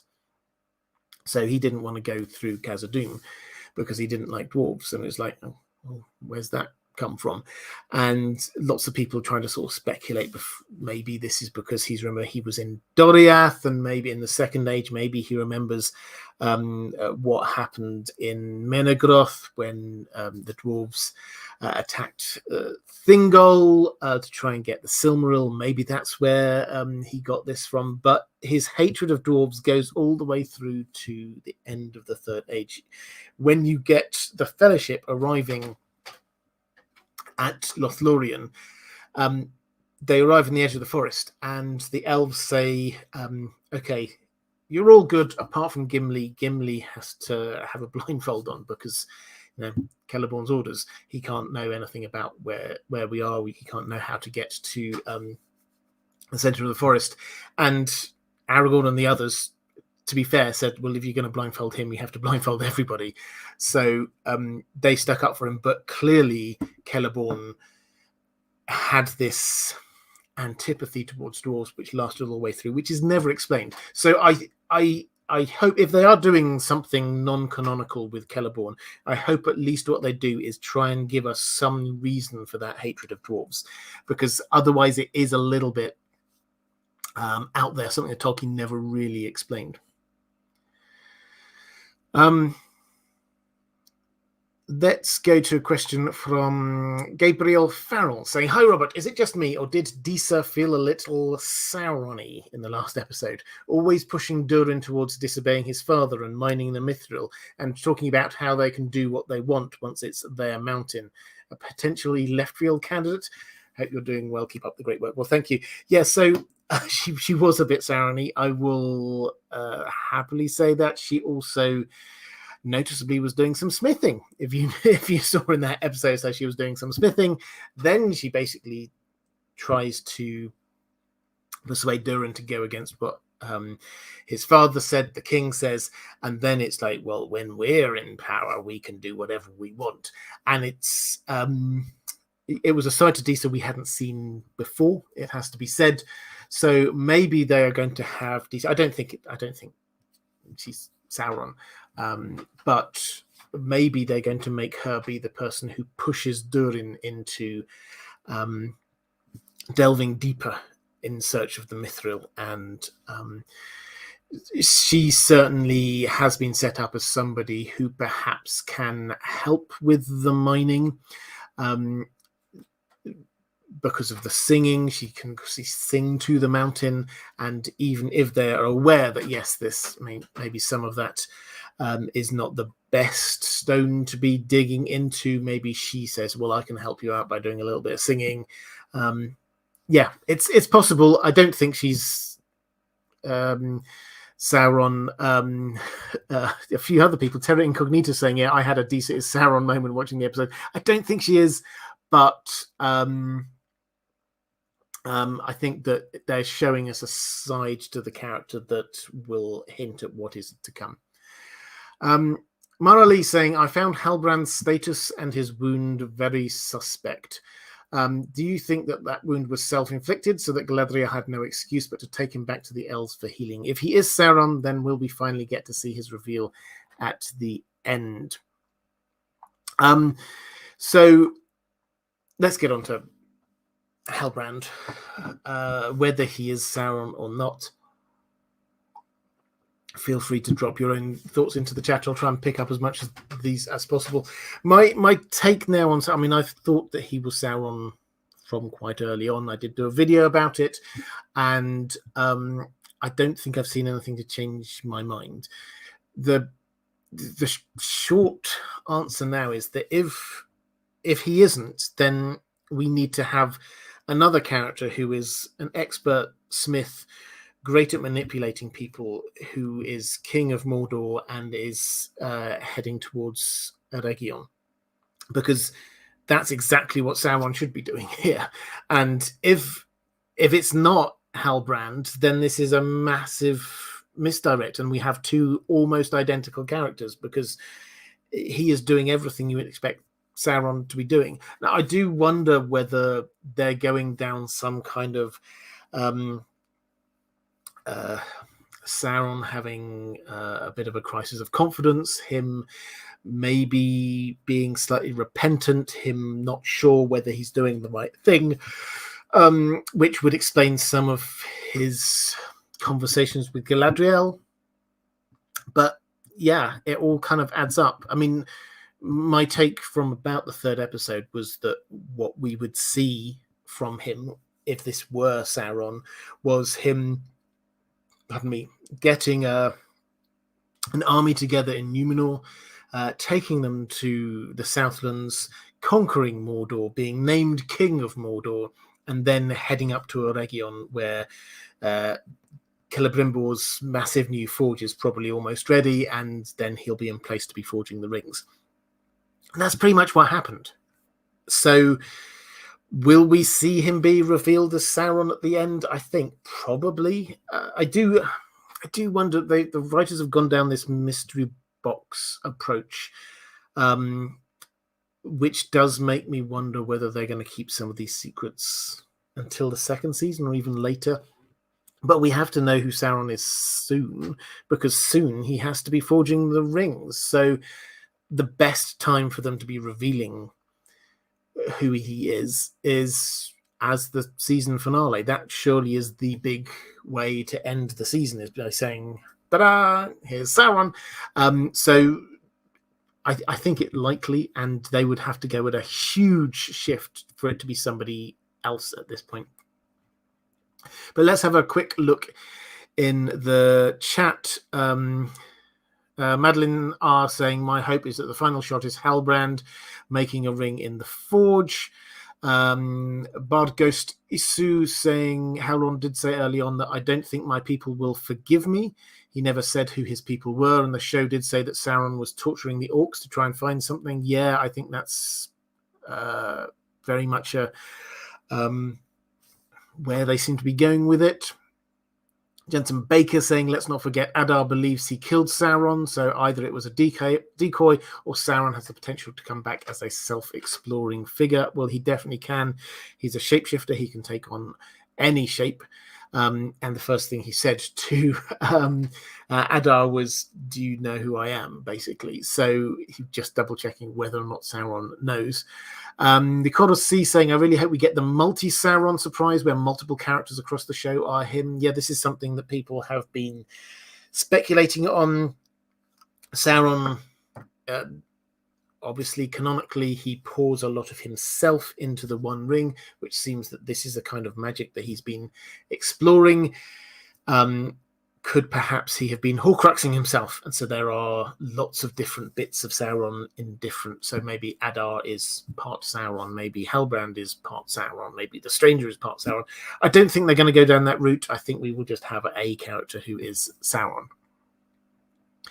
Tifa saying, I think they focus too much on the suspense/mystery versus good story building. Yeah, I will definitely do some sort of video or something about this, because I think this is the mystery box. People have talked about the mystery box approach, so I'll very briefly explain what that is, because this is clearly what the showrunners have done. This is something which J.J. Abrams has used and has said that he thinks this is the best form on television for telling a story. This is what he started with Lost, and the idea is that you drop the viewer into the middle of the story and they have to try and figure out in every direction what's going on. So not just what happens in the plot going forwards, but what happened before this moment in the plot and what's actually going on right now but isn't as it seems. And the mystery box approach is that you then reveal a bit here and a bit there and a bit there, and slowly the viewer understands more and more about what's actually going on, and you can get lots of big reveals when you can suddenly understand one part of the big picture and then another part of the big picture. So that's the idea about the mystery box, and that certainly seems to be what they're doing here, because we are being invited as the viewer into the middle of this story, and we're being invited not just to see what's going to happen in the future, but also what happened in the past. What was Sauron doing in the past? What happened with Adar? What was Hellbrand's past? And also what's really going on? What is this big mystery going on with the elves fading evil and things like that? So they're setting this up as a mystery box. Now, my critique of that, which I will talk about a bit more another time, is that that's not how Tolkien ever wrote. Tolkien's style was very much to set out the stakes early on. Here's a magic ring. It has to be destroyed. There are lots of baddies who are going to try and stop us doing that. And then let the story go and just say, and we get carried on by the characters, by the plot, by the world. That was the way that Tolkien told stories, which is why I personally think a lot of people have had this doesn't feel like a Tolkien story kind of feeling when coming to Rings of Power. But to bring this back to where we were at, my wonder is whether, having utilized this mystery box approach, they might expand this out, so it's not just the first season and then they'll tell a normal type story, but this is going to be for the whole 5 seasons. So we're going to spend the entire 5 seasons trying to find stuff out, and that means that there will be mysteries like the Stranger Say or Hellbrand's background. Maybe these things we will only find out later. I hope not. I hope we get the end of this, because it's going to be a good couple of years before the next season. I hope we get some resolution on all of these main plot lines myself, but we will have to wait and see.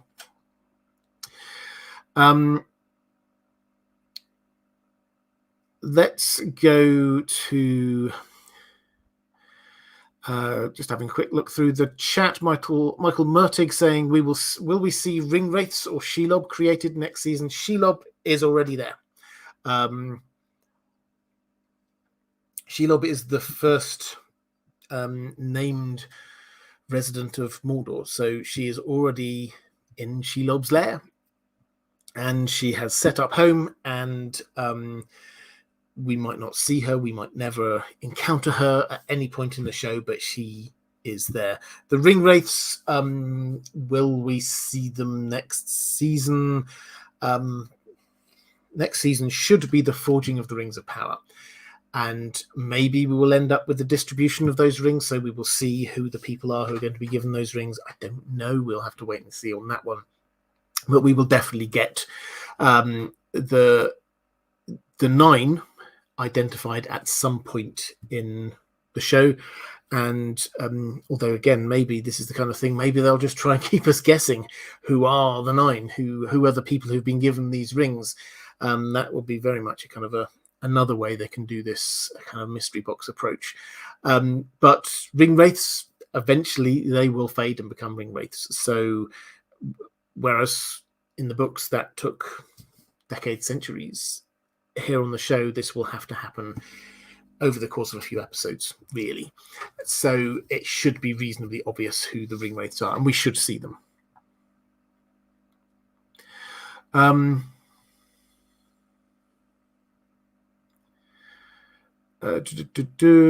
Okay, saying Gandalf took years to find out that magic ring is the One Ring. Yep.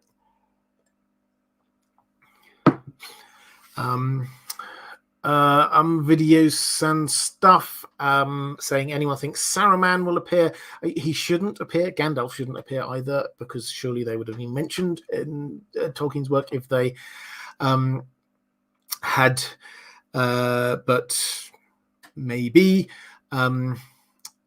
Stephanie Frederick saying the first season of Lost was great, then I got lost. Yeah, I think Lost is a great example of how you start off with a mystery box, and I think maybe some are too young to have experienced Lost while it was on, but it was the first season of Lost was fantastic, setting up a whole load of what on earth is going on here kind of questions. But then its general consensus view was it sort of lost its way. Zachary Riley saying fingers crossed for 18 months. It's possible. I think they will want to get this show out as quickly as possible. They've started, in case you missed the news, they have now started. They're about a week into production of season 2.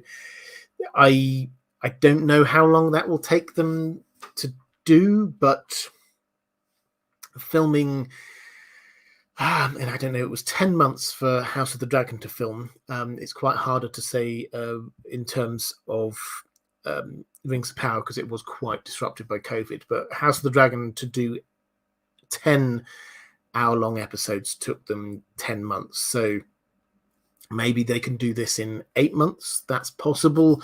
Then you got post-production. Last time around, that took them 13 months. I don't think they're going to take quite that long this time. But certainly I can't see that it would take them less than 6 months. So, yeah, I mean, 18 months is possible. I personally can't see it any earlier than spring of 2024 myself, but probably not until autumn of 2024.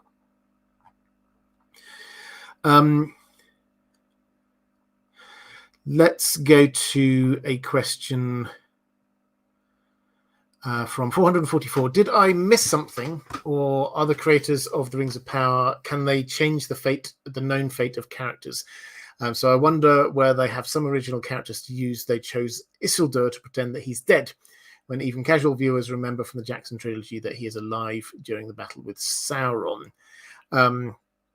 Say for Celeborn, he was in the Jackson trilogy too. I don't get why Galadriel forgot to mention her missing husband for 6 episodes when she frequently mentioned her brother. So in terms of what they can and can't do, we don't know the details of their agreement with the Tolkien estate, but generally speaking, no, they shouldn't be able to change the future of a character. So they would not be able to kill a character who will be important later on in the Legendarium. That is not something the Tolkien estate have ever allowed people to do. Now, they do allow you to tweak things around a bit on a case-by-case basis, usually, but I don't think they will kill off people. So my general take on the Isildur thing is, yeah, I think for us, it was pretty obvious that this is just a fake out Isildur dying because we know that he's going to be back. I think for most casual viewers, they won't. I just the instinct I have and the feeling from just some people I know who are watching this, who have watched the films before, is that they have not necessarily made the connection between Isildur and Elendil and the characters they see in the beginning of the films, the Peter Jackson films. So, although to us it seemed like pretty obviously, of course, Isildur is going to survive, I think for many others, perhaps they weren't thinking that at all. Celeborn, yeah, I think they do need to, and the showrunners have explicitly said that he will have to come back because he has got to. They've got to have. He's got to have a child with Galadriel, and that's important in and of itself because that child has to grow up to marry Elrond, and then her child is going to be Arwen. So they have 3 children actually. Elladan and Elra here, 2 twins, but obviously Arwen is important for the Lord of the Rings, so they can't have him not there. Well, one thing which is a little bit weird perhaps with this is that if they have taken Celeborn out of the equation for this part, and then they're only going to introduce the Celebrian obviously later. Whether we're going to have a pregnant Galadriel during this season, I don't know. But this does mean that Elrond will, being a close friend, will see in the show, as he is, of Galadriel, will obviously see her pregnant and then having a child, and that child will grow up to be somebody that he marries, which is a little bit weird. But, you know, elf marriage is always a little bit weird.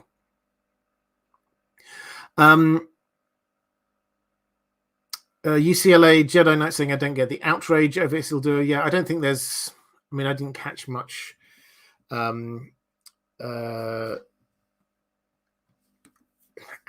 I just think it was a lot of people sort of pointing out that clearly he wasn't going to die. Matthias saying, my cousin, who's only read the main Lord of the Rings and watched the movies a lot, wrote OMG, it's Isildur, and Isildur has to survive, right? So, yeah, I mean, I think a lot of people did pick up on this, but a lot of people didn't. Rosula D points out that Galadriel left Celeborn several times per canon. Yes, so she did. I mean, even in the Second Age, she did leave Celeborn to head off over the Misty Mountains, as I mentioned a little bit earlier.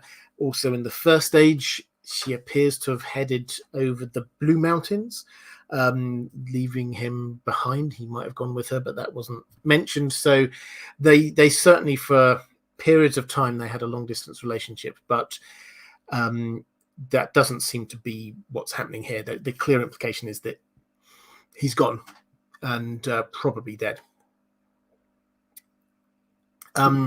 Mike Langley saying, will they have new writers for the second season? I've not heard that. Cooperman saying, my prediction for tonight is we are introduced to Anatar in a cheeky way, like he's already helping Celebrimbor, or Celebrimbor introduces him to Galadriel, or he helps to heal Hellbran. Yeah, that's entirely possible that they do that in, as you say, in a cheeky way. I think if it's not Hellbrand, I do very much like the idea that he was there in Eregion all this time and we just didn't know about it. That would be my second favorite theory. I think the Melonheads are in the chat, who were on here a couple of weeks ago. Hi there, guys. Great to see you. Do go and check them out. They've got a podcast and a YouTube channel. Do go and check them out. I'm sure one of the moderators will put a link into the chat.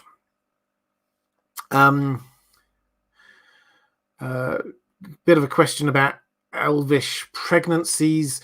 Yeah, I don't know. Tolkien probably did write about this, but as it's not hugely different from human is the short answer. I can't remember the details of that, but yeah, it's not hugely different.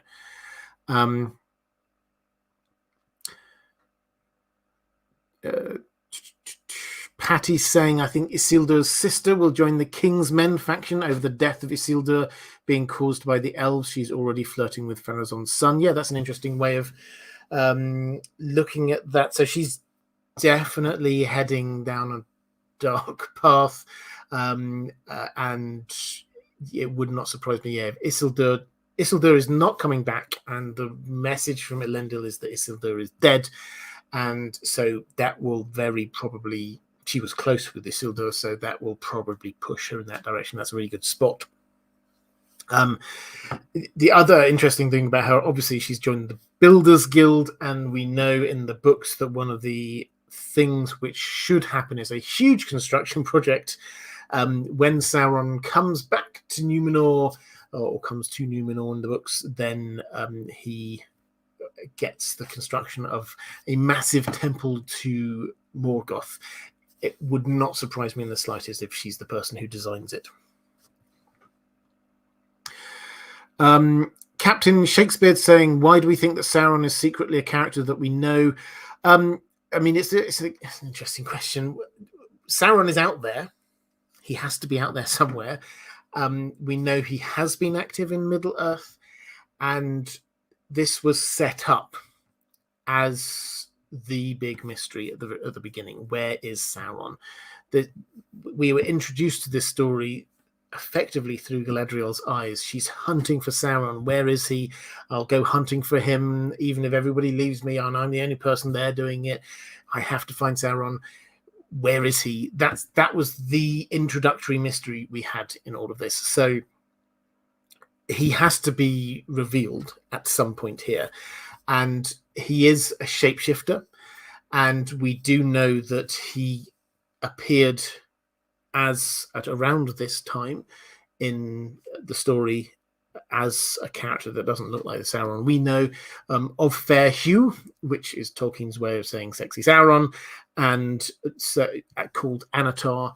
So he will be out there somewhere. Why do we think he's a character that we already know? Well, that's the way that they've structured this to try and make us guess. As I say, the other thing that is possible is that he has just been there in secret in Eregion all this time. That would sort of work for me, although, as I say, that just makes the whole Hellbran thing a huge red herring, and he's got all of the characteristics of Sauron. Yeah, it feels a little bit odd. Somebody was saying it, introducing him perhaps in a cheeky way. I do wonder, they may not use the word Anatar, but I do wonder whether they will refer to a character as being a Lord of Gifts, and that will be a nod to the book readers that this person is Anatar. It would work with Hellbrand, in as much as he's already been called Lord Hellbrand. So if he just suddenly arrives and say, hey, I've got, this is what's in my pouch, this is the vital ingredient that you need to help you do what you're wanting to do, and then somebody says, Lord Hellbrand, you're the Lord of Gifts. That might be a cheeky way to introduce the concept of Anatar and reveal that he is Sauron. So, George R. R. Tolkien, this is the last question I've got from my patrons. I will try and pick up as many questions in the chat, though. I'll flick through that saying, salutations, Robert. Salutations to you. My question is your opinion on what we will see in this episode. Will we see a Halron reveal? We saw a forge at the end of last episode. Will we see a smaller ring of power being forged? What do you think? Well, I'll use this as a way to kind of wrap up my thoughts about this. And I should say, do check out, if you're interested, if you don't want things spoiled, on the Lord of the Rings on Prime, Twitter has released a couple of clips, I think is probably the best way of saying it, of like a minute long, of from the final episode, including one where you get a whole load of people standing around Gil-galad, Celebrimbor, Elrond, Galadriel, all sort of having a big discussion about stuff. So do go and check that out if you're wanting a little bit of a hint about what might be happening. But at a very high level, I think what we're going to see is some kind of resolution on the stranger. The mystics will find him. I think one of them will disguise themselves as Nori, having stolen something from Nori, and I think that they will then go, having sort of tempted him out from the warm, welcoming embrace of the Harfoots, then you are Sauron. Now's the time to reveal yourself. And I think he will say, actually, no, I'm not. And they will probably set this up as oh, this is Sauron. And then finally he says, no, I'm not. So we go, okay, so who is Sauron? I think we're going to see Numenor. We'll get Miriel and Elendil arriving back. We'll see what Pharazôn has been up to. As somebody in the chat was saying earlier, I think this is probably a good chance that we can see some of the reaction to the people like Isildur not coming back. And Pharazôn will use this for his own political advantage. Absolutely. Then we get, we may see a little bit more from Bronwyn and Arondir heading down to Pelagia, but I don't think there's a huge amount of plot going on there. They're just sort of moving home base. Then we will have Galadriel and Hellbrand arriving up at Eregion. I think Hellbrand will get healed. I think we will have Big debates about how on earth they're going to all bathe in mithril if they don't have access to a lot of mithril. And they have got one small bit that Elrond, he managed to secrete that upon himself when he got chucked out from Khazad-dûm. So they have got that. I think that the big forge will have been built by then. I think Celebrimbor will have an idea about how he's going to do this.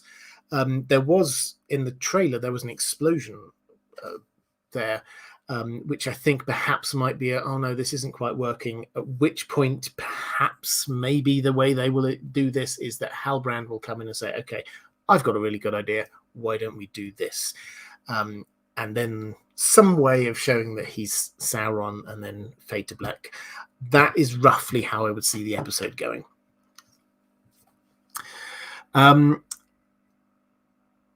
Jansen Baker saying, is there more than one version of the teaser for the final episode in Prime Video? I didn't hear the Mystics tell the stranger that he's Sauron.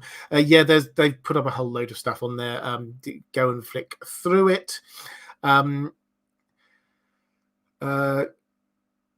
Jake and Hagar saying, who is making the mithril chainmail? That's got to be an Easter egg thrown in. Yeah, well, they will. So the one that Bilbo gets, I mean, this should happen at some point in the second or third age. They will have to mine some mithril at some point. It wouldn't surprise me if Disa makes that. We've seen her doing the crafting and forging of things. John B saying it's just too obvious. I think it's talking about Hellbrand, could be, but I bet on it being someone they haven't really promoted as a possibility. Yep. So that's entirely possible. They certainly want it to be a surprise. I don't know the extent to which they were expecting people to all come around this idea that it's Hellbrand. Maybe they thought that that was going to be more more secretive, more mystery than perhaps they were intending. Rosilla D saying Aregion has been severely underutilized. It should have been one of the top settings. That definitely, I think we're going to be seeing it very much in this episode. Terra Incognito saying, bet we can hit 6K of Robert Office's biggest nitpick as a reward. 6K in terms of the charity donations. Well, I will happily give my biggest nitpicks once the show is finished. Joke and Hagar saying, shout out to Paddy Considine for making my heart full and also breaking it in one episode. Yeah, I mean, House of the Dragon, just very quickly. That last episode was amazing. Absolutely top draw stuff from Paddy Considine. I hope he gets all of the awards for his performance there. Nicola C saying, what's in Hellbrand's pouch? Oh, just some malice, cruelty, and the will to dominate all life. Yeah, good point. There has to be something in there, though, because otherwise, why have it as a pouch? That it's very much, I mean, it's Chekhov's pouch, isn't it? It's there, and you can see it. And it's been pointed out every single episode that it's a pouch, and we don't know what's in it. I think it's something to do with forging rings. That's my instinct. I think this is a thing that he was doing some investigations that we saw right in the first episode, trying to discover this dark magic, secrets of dark magic, and I think he figured out, he'd almost got it, and he'd figured it out, and the thing that he's been carrying around with him is the key, literally or figuratively, probably figuratively, to how to make rings of power. Jansen Baker saying, what is the reason a king would use a pouch as a kingly heirloom anyway? Yeah, absolutely. Jokin Hagar saying, if Roby Magic Man isn't a Balrog, who is he? A blue wizard, another wizard? Roger from Leeds. I don't think he's Roger from Leeds, but I mean, a blue wizard is the most likely, I think. Another wizard is definitely also possible.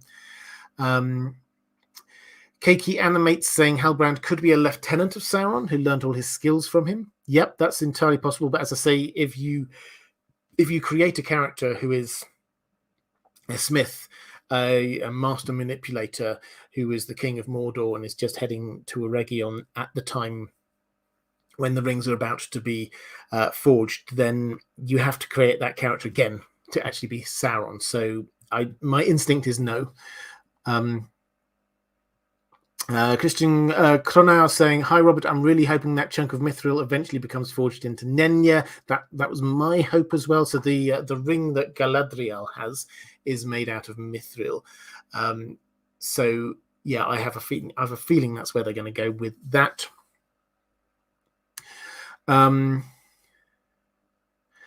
Just having a quick flick through. UCLA Jedi Knight saying the Stranger can't be a blue wizard. The Stranger will be a huge character on the show. A blue wizard can't play a big part in the Second Age and then be completely unknown in the Third Age. Yeah, I mean, the Stranger surely has to have a big role. This is one of the reasons I was saying it shouldn't be Gandalf, because surely we would have heard if Gandalf was there in the Second Age. The blue wizards were there. They did do stuff in the East, so they could head off to the East and do things, but Tolkien just doesn't tell us much about the East, which is where the blue wizard thing does possibly work. Thrankirk saying, if the pouch is that important, why did he leave it with Galadriel when he appeared upset with her? So that's as a means of trust. I think this is the kind of thing that you would do if you're trying to gain somebody's trust.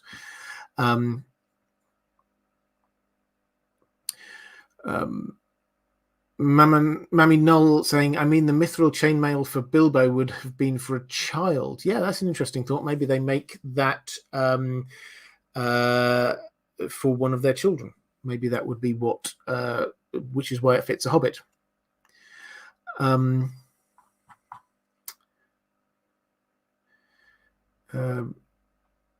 that's what Mammy Knoll says. Maybe Disa makes the mithril mail for one of her boys and it ends up with Bilbo. JD saying the blue wizards in the East founded cults and religious stuff. Right. Could that be that one is already there and searching for the other one? The Stranger, they did that in the Third Age. In the Second Age, they went off and did good stuff.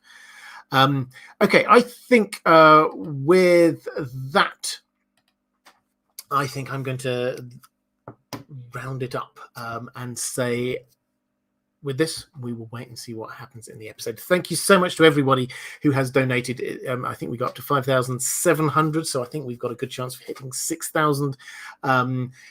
Maybe in my House of the Dragon stream, which will be coming up on Sunday.